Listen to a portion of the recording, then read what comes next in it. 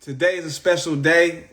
Not only can we alive in this thing, we got my boy Tucky Blunt in this thing. If you're not hip, you need to Google. My man is world renowned, low key. He tapped in, he punctual right on time. I appreciate you, my brother. If you just tapping in, man, this is Dear Fathers, the premier platform for black media. We tell stories of black fatherhood. Fatherhood. That's my I'm from St. Louis, man. I got an accent. I'm sorry, but fatherhood. We have a straight mental, which is our mental health aspect every last Sunday of the month. And we have a book club, Books and Bourbon, every second Wednesday of the month.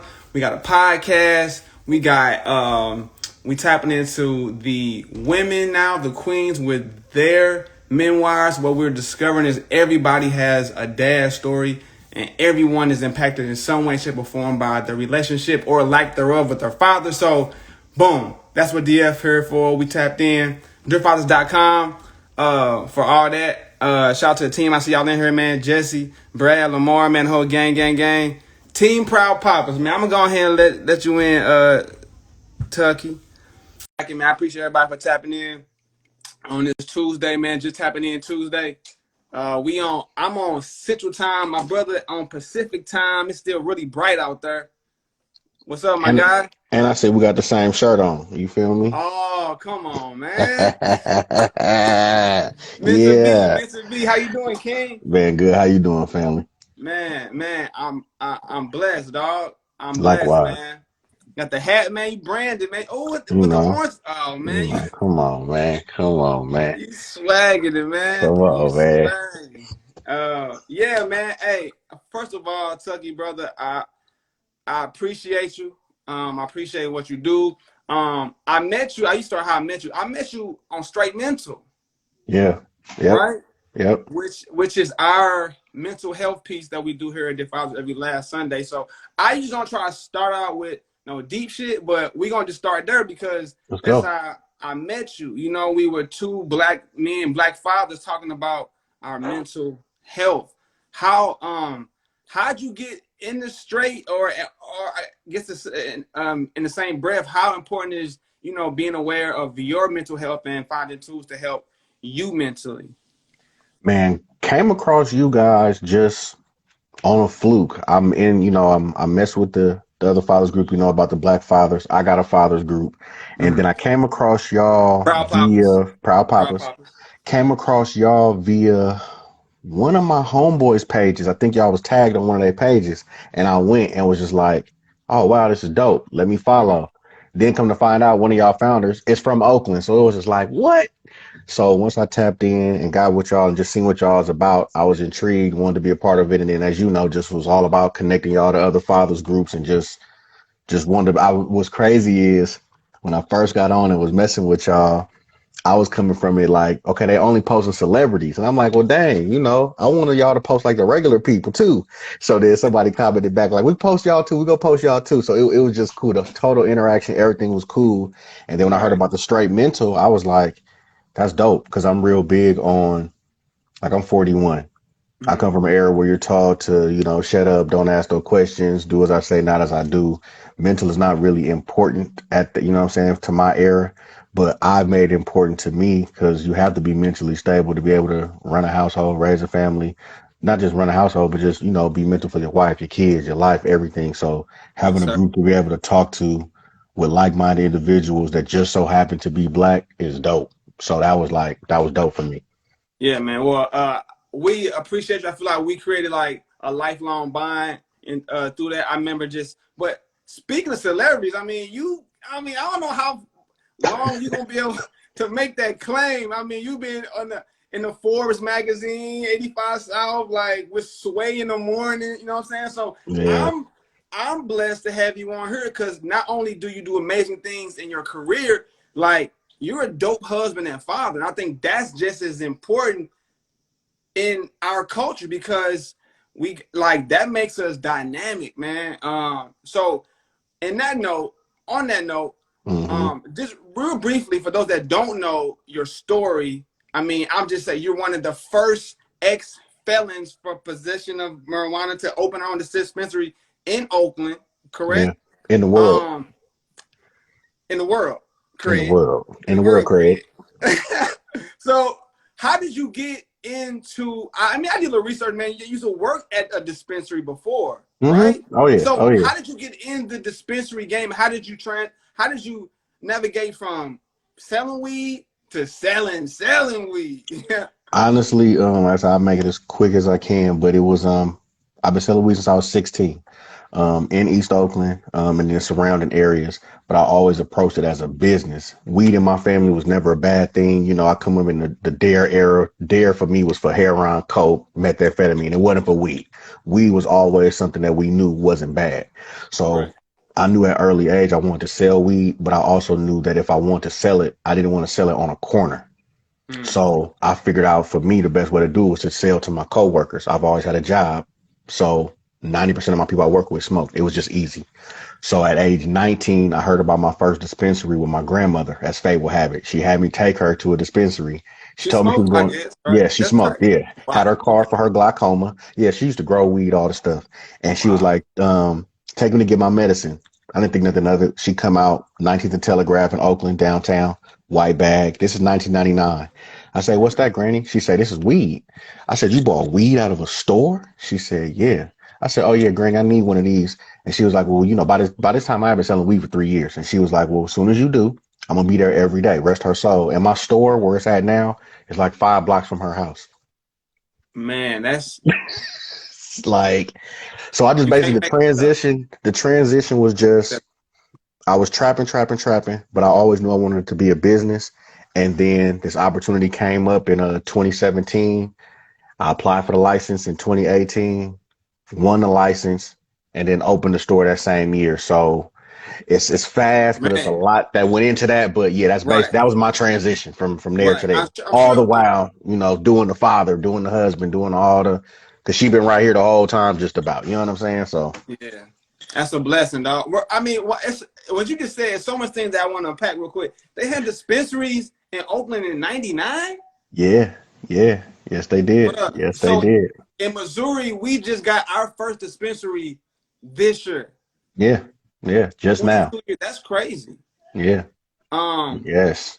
that's crazy. 96, I think the first dispensaries were open. I want to say in 1996 in Oakland. Wow, that's Mm-hmm. crazy. And Mm-hmm. your your grandma is obviously the GOAT, and I know she's hella proud of you now. You know what I'm saying? Man, You turn something that the government used as a weapon and still does into a blessing, dog. I mean, how many people have hit you up trying to ask you how to get in the game? Because I know on the uh, outside looking in, I know you probably like that. On the outside looking in, probably think like boom, boom, boom. But I'm sure it's a lot of paperwork, business vacation that you got to do to get it, popping. So can you give dude, any like words of wisdom from somebody that's trying to get in the game? I know they be all in it's your DMs. It's just like any other business is the main thing I tell people. Any business you could think of that you want to get into, you need to do research on it. You know what I'm saying? And then while doing that research, you'll realize that we're not all rich. I'm not rich. You know what I'm saying? Most of the people that are in this cannabis space are not rich, especially if they're this color. You understand what I'm saying? So just doing research. I get the questions all the time. Can you help me get in the space? No, I can't help you get in the space. If you don't know what you want to do in the space, how can I help you? You know what I mean? Like take an initiative to figure out what you want to do. Educate yourself. Once you realize the funding that's going to be needed to be in this space for the two things that everybody call themselves wanting to do, grow and sell, once you realize you're going to need at least 3 million liquid. And if you don't even know what liquid means, like there's things you need to educate yourself on before you want to come in this Yeah. space. You know what I mean? A simple Google. I'm 41. How old are you, Ricky? I'm 35. Okay, so you come from the era where we still had to go in encyclopedias and go to the Yeah, library and look stuff actual. up. Yeah, Actually right. do research in the library, pulling up articles. You know, y'all don't have to do that no more. So it should be Right. easier. So yeah, I just Right. tell people to actually educate themselves on what they really think that they can do in this space. That's it. That's just a random question. Your last name is it Blunt? Yeah, real life. Come on, man. Come I on, mean, man.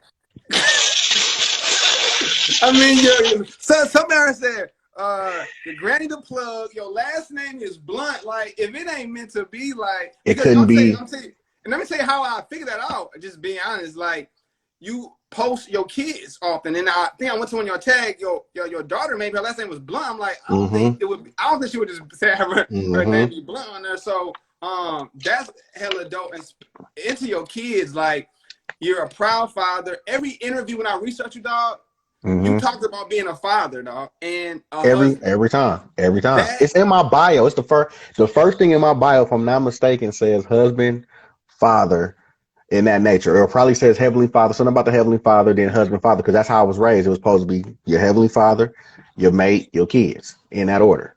So, so you said no. That's it. That's it. So how you were raised? How were you raised? Like who instilled that in you to keep that type of just balance in your life? luckily for me, I had both my parents in my life. They separated when they was younger. I think I was like 5 or 6 when they separated. Mm-hmm. They had their issues, addictions or whatever, whatnot. But I had grannies, you know what I'm saying? They had parents, you know what I'm saying? So I grew up with both parents, but then extended parents, grannies, you know what I'm saying, grandpas, and I was a real observant kid. Um, like really like overly like observant. Like I just literally yesterday, bro, this totally off subject, but this is just how No, shit be. me on, man. So D Nice DJ, he do his club quarantines. He played a Mm-hmm. song the other day by the Clark sisters called You Brought the Sunshine." That Mm-hmm. particular song is a church song. My granny and my grandfather used to play that song all the time. I'm talking Wow. about all the time, all the time, all the time. And coming up, just under that type of stuff and hearing that type of songs, I hit my uncle and my daddy and was like, "Hey, y'all remember this song?" I sent them the picture of the album cover on Right. Spotify. I'm like, "Y'all remember this?" My uncle hit me back. I kid you not. He said, "I didn't think you'd be old enough to remember that. I remember playing that, but you remember us playing that?" I was like, "Yeah." I was like, "Unc, all we used to do is listen to music and play Atari." He Mm. like, "Damn, Neff," you know what I'm saying? So like I was really observant and just I knew right from wrong. I knew how to maneuver enough to do just a little bit of wrong to not get in trouble. But then I Right. also knew how to move right to, do what I need to do. I'm a nerd. I'm a 4.0 student, dog. But I know the streets. You know what I'm Mm. saying? So it was a family. I had a tribe. I had a Right. tribe. You know what I mean? That's important. And then now, I mean, you took that, information, and now you heading a tribe. You got 2 kids, right? 5 kids. 5 kids. You got the whole starting five. So Hmm.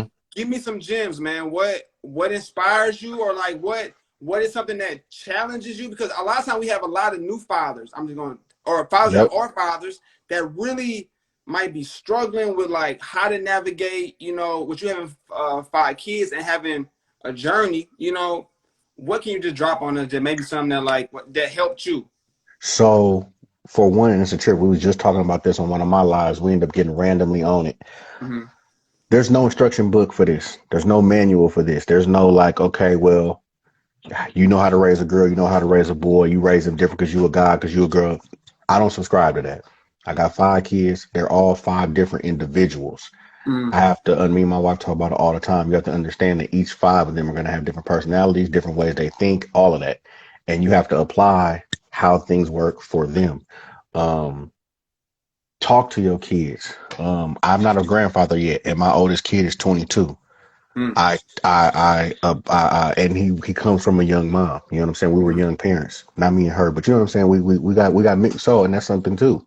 I Right. have 3 birth, two, I don't use the word step, but 2 other. You know what I'm saying? Right. So all of that combined, there's no manual for that. You know what I'm saying? You learn as you do. Um, Work on, I say, talking to your kids, work on not just telling them to do stuff, explaining to them why you're telling them to do this and why you are mad that they didn't do A, B, and C. That's something I work on currently Right. because I come from I told you to do it, you're gonna do it. No, no, no, no, no. There's okay. Me and my daddy said all the time, take what you like, leave the rest. You don't gotta take everything from your parents. You can take some of it and then Right. you adapt from people you around and just, I just talk to your kids, y'all. Um, and listen to your kids. Mm. They Yeah. are they are little humans. You know what I'm saying? They are little adults. They're gonna have an opinion. I'm not saying that 9 and 10 they should be cussing you out and all that old shit. No, we don't do that. And my adult kids still say excuse my language like I do in front of my parents, but they still should have an opinion. You know what I'm saying? Like I'm going through something right now with one of my kids, my son that played basketball. He was supposed to live with us until he was in the 12th grade. 6th grade to his mom, 12th grade with us. He chose to move back with his mom to help his brother go through school. That Mm. bothered me, dog. Like I was. I'm like, what did we do wrong? Are we mistreating you? Like, I was angry, Right. but I had to take myself and like, nah, take yourself out of that state, put yourself in his shoes. It's a 16-year-old young man who knows you don't, you're not mistreating him. He loves you to death. It has nothing to do with nothing to do with the house. He just wants to go help his little brother. Okay, you got to respect that. Talk to your son about that and how you handle that. You know what I'm saying? Like being able to do that as a 41-year-old black man Yeah. is something that we need to be able to do, dog. And we're not taught that. I learned that literally going through it. Right. What to reflect? Yeah, just because when he told me, like again, as soon as he graduated sixth grade, he was supposed to come move with us. We had him every other weekend. It was joint custody, but we lived an hour and a half apart. So, we made it work. Right. When he came for us 6 through 12, he's been here 6th, 7th, 8th, 9th, 10th, 11th Right. grade. He like, hey, Dad, my little brother trying to do some sports stuff. I'm real wrong sports. We can work together. I want to go help him. But I'm like, can I cuss? I can, Yeah. I can talk. Okay. I'm like, fuck him. And I didn't tell him that, but I'm like, man, what about like, I'm supposed to be raising you, and I don't want to feel like your mama got to raise you again because we don't have there's no child support, none of that. You know what I'm saying? It's straight up. He come to my house. He got his own room, clothes. You understand what I'm saying? We Yeah, for cool. sure. For sure. So it's like, I'm like, well, what are we doing? Are we mistreating you? He's like, no, no, Dad, but it made him feel bad because he's like, oh, man, I said, no, no, no, no. I don't want you to feel bad. You are entitled to make that decision. I Right. made a decision when I was 13. I had a choice to go live with my mom or my grandma. I was supposed to have my mom or my dad, but my dad didn't want us at that time. So it was grandma. I said, no, I'm going with my mama. If I can't live with my dad, I'm going with my mom. So I felt where he was coming from and I respected it. And in Right. that moment, it allowed me to be like, I'm not mad about it no more. You know Mm. what? That's actually saving me some money because he's not here eating up all my goddamn food. So it's cool. You know what I'm saying? It worked That's out. the goal, huh? It Hey, worked out. all right. Hey, but that's tight, man. That I think even at I remember conversations that you mentioned on Straight Mental, being transparent about stuff and Hmm. talking about things that you go through because we all go through situations that are similar, but if we don't talk about it, how do we know how to go through it? It's important for the ones that go through it with the ability to talk about it, because Facts. that's how we learn, man. Because a lot of things, like you said, in our generation, I mean, you did have a tribe, I had family, but besides my family, nobody really like It was put, you like know what I'm this. saying? Like Hush mouth. Hush mouth. yes, Don't it's hard. say, don't ask, don't tell. Yeah, man. So I think we, in a sense, are kind of we're changing the narrative on that too. Like we giving game, man, and I think that's just dope, man.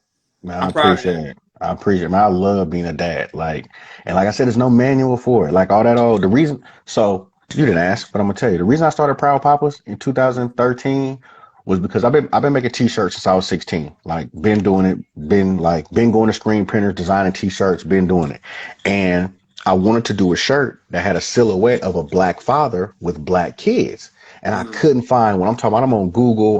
Because I'm at work at the time at the county. So I'm just searching. No silhouettes. You can tell that all the silhouettes was white people. And I was Right. like, man. So I called my homeboy Thump, shout out Thump, Jeffrey, and I'm like, hey, bro, I need you to make me a silhouette. I said I want it to be a black dude, and you could tell he's with black kids. And he did it for me, and it was on from there. I'm like, I need a space where I can talk to other dads and just be proud about us being fathers. Nothing against moms. We love the moms, but Yeah, sure. we get shortchanged a lot as dads. You know what I'm saying? They always say the mother's job is never done, but I be feeling like the father's job remains unsung. Like we don't get no love. You know what I'm saying? Bro, Like that's what we are. That's what we create. That's what we got Dear Fathers and Proud Papas for, because we gotta have a voice, man. And this our voice, man. So straight yeah. up, like we love our kids just like y'all do. Like at the same time, like that's our child. It's not yours first, second, third, fourth, then ours. No, that's especially I done signed. I done been here at every appointment, and now you gonna tell me now you wanna have an attitude? No. Nah, nah, nah. Right. I know my Hey, kids, doctors, dentists, everything. Like, you know what I'm saying? Like, you got to for take sure. fathers. I got a tip for y'all. Have your own copies of all your paperwork for your kids, social securities, birth certificates, all that, medical cards. Have all of your own personal copies if you are not with your child's mom. Mm, that's that's game. That's not only is that responsible, but also like you want to know that shit. You know what I'm saying? Like you don't want to be. That's why I'm like, what's Jeremy's social? You like we have to do more on that end. We got to show like, oh, we A1, man. You know. how I was speaking about your kids. How do they feel about you having a weed dispensary? But honestly, let me say this real quick. The I'm from St. Louis, so there's probably a greater stigma around weed where I'm from. Mm-hmm. Like, it just became Mm-hmm. legal, so in my household, it'd be like, dang, that ain't something weed. But in Oakland, it's a totally different culture, and I feel like people Right. might not understand that. Right. So, how was that I dynamic? honestly and truthfully, it's just like when I came up. I've never like my kids. We ain't no smoking in the room with them or smoking in the cars. No, we don't do that. But they know we smoke. It's just like with my granny, my mama. They in the playing their dominoes. They in the kitchen with the door closed. Don't come in here right now. We peeping in, catching them with. You know what I'm saying? Like it's not a secret. Like my kids, I've been selling weed cookies since 2002. My kids know these are daddy's cookies. You know what I'm saying? Like, yeah, these daddy's cookies in the refrigerator, separate. We don't touch them. Like my daughter knows she hear me talking. One of my daughters, my youngest, they know. So for me to be able to do it legally is more exciting because they can see it and know that we're not hiding it anymore. They know that I've hid selling weed from them and hid selling weed from the public. You know what I mean? They know daddy friends coming over. They know what it is. You know what I'm saying? But Right. they love it now because it's legal. We can talk about it. They can come to the store and see that we did a shoe drop with Side Collective on Man, that was 420. Come right. on, man. And I took my kids out of school to come see that. You know what I'm saying? Like, no, that y'all missing this day because y'all need to come.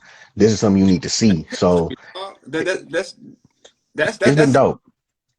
you are at least in your household. You definitely a celebrity, though. Like you got this. I mean, you got your own shoes. Like I got a homie who been trying to get a pair for like a year, and you got your own. Like that's crazy. I'm still tripping Yeah. off. I'm tripping off, Tucky. You said weed cookies. You was selling weed cookies in 2002. I thought weed cookies dropped in like 2015 or something. I had my first weed cookie Nah, like at nah. least like 2016, 15. No, so Man, edibles we been behind, around. You dog. know what I'm saying? Edibles been around like forever. But I actually like I used to buy from cannabis clubs. When I started going to clubs, I would buy the weed, I'd buy the edibles. They'd have the gummy bear, you know, all the stuff. But I seen another market. I'm like, if I like these like this, I think my homeboys would. So I instantly tapped in with the lady that was making them for the club and basically bought her out and had her start making them for me. And I became the cookie man in like 2002, like was rapping, had a logo. But I was shipping them everywhere. Nationwide, you can get packs of cookies. You know what I'm saying? So it was, and this was before the cookies like weed Right. company. You know what I'm saying? So yeah, So I've you been a ain't bit, new to this, man. You true to this. Like, nah, I mean, nah. people might see Blunts and more and think, oh, he want to open up a dispensary. You've been selling weed cookies since 2002, man. I've been selling weed since 96. Okay, 25 bet, years of my life, I've been bro, selling cannabis. yo, and you know, you turned what the government uses as a weapon into a blessing, dog. I'm proud of you, my dude, man. Thank you, bro. I'm grateful to have connected with you, man. Lamar, Jesse, Brad, we all rock with you. We all, Man, shout out Lamar. He came to my kickball game. You yeah, feel me? he You told us, feel man. me? That's That love, was man. So, dope. That was is dope. anything before I really probably could chop it up with you all day, man? Is anything what you want to leave the people that you got going on or coming up, man? Nah. Um, just follow the page at Blunt Some More. Follow me. Check the bluntsomemore.com if you're in the area. Pull up. Um, but I just want people. If we talk about cannabis business, do your research. If we talk about parenting, talk to your kids and listen to your kids. But nah, I'm just like I said, I'm excited to be here. I could go on with like we talking, you know what I'm saying? It's a conversation, so I can go Yeah, wherever I'm on y'all time. So whenever y'all done with me, I'm done. But I'm just happy to be here. Like shout out to Dear Fathers and what they doing and what they putting on and how much you guys have jumped. Like I know when I started following y'all where y'all was at and to see where y'all at now. You know what I'm saying? Like I felt good by putting y'all on Matt's radar. You know what I'm saying? For the Black Fathers group. I'm like, bro, you don't know about them? He like, oh yeah, I'm like, nah, you need to know about them. That's the type of stuff I'm about and the kind of people I like connecting with. You know what I'm saying? That's why you can meet me one time in a room online and be like, I fuck with bruh. You know what I'm saying? That's bruh, I take that type of shit to heart because that's the era I come from. You know what I'm saying? You from a whole nother state, whole nother city, and you can yeah, feel my vibe through a fucking online thing. right.